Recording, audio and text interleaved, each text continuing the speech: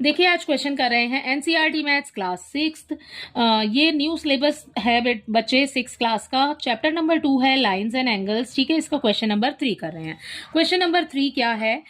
Now join A to the other grid point. आपको join करना है इस पॉइंट ए को to the other grid point in the figure by straight line to get a right angle. ठीक है, आपको right angle यहाँ पर बनाना है। ठीक है, ए को आगे बढ़ा करके आपको किसी भी पॉइंट के साथ जब आप इसको आगे बढ़ाएंगे ना, स्ट्रेट लाइन लगानी है सबसे पहले, और आपको बनाना क्या फॉर्म करना है? Right angle. What are all the different ways of doing it. ठीक है, देखो बेटा, ए पॉइंट और बी पॉइंट हमें पहले से ही बुक में बना हुआ दिया हुआ है। ठीक है, अगर इस पॉइंट को हम इस तरफ आगे बढ़ाते हैं तो ये पॉइंट हो जाएगा हमारा सी। अब ये तो हो गया हमारा स्ट्रेट लाइन। ठीक है, अब हमें क्या बनाना है? राइट एंगल बनाना है।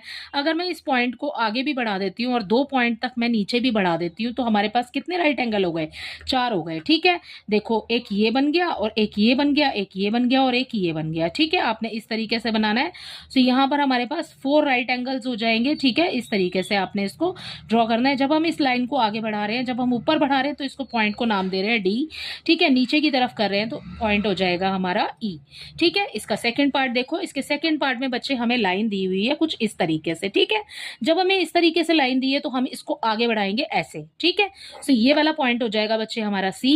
अब हम इस लाइन को ऐसे बढ़ा रहे हैं और ऐसे बढ़ा रहे हैं। ठीक है, तो ये हो गया हमारा डी और ये हो गया हमारा पॉइंट ई। ठीक है, अब कितने राइट एंगल बन रहे हैं बच्चे? वही सेम राइट एंगल बन रहे हैं। देखो, अगर मैं पूरा फिगर छुपा लेती हूँ तो ये वाली एक लाइन और ये बिल्कुल सीधी बन रही है।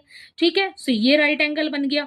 ठीक है, अगर यहां से इसको छुपा लेते हैं तो ये वाली एक लाइन और ये वाली लाइन बिल्कुल सीधी बन रही है, या फिर एक लाइन ये और ये वाली लाइन बिल्कुल सीधी बन रही है। आप इसको जब ऐसे घुमा के देखोगे ना तब आपको पता लगेगा कि ये 90 डिग्री हो रहा है। ठीक है, सो सीधी जो लाइन होती है बेटा, जब एक लाइन ऐसे होती है और उसके ऊपर स्ट्रेट लाइन होती है ना, सो वो 90 डिग्री होता है। ठीक है, जैसे आपको इस फिगर में इतना नजर आ रहा है। ठीक है, ये वाला।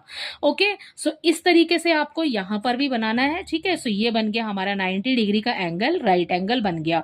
आपको क्वेश्चन में राइट एंगल ही बनाने के लिए बोला था, तो हमने यहाँ पर 4 राइट एंगल बन गए हमारे, 1 2 3 4। ओके, इस तरीके से जैसे इसमें बना है वैसे ही सेम इसमें बना है।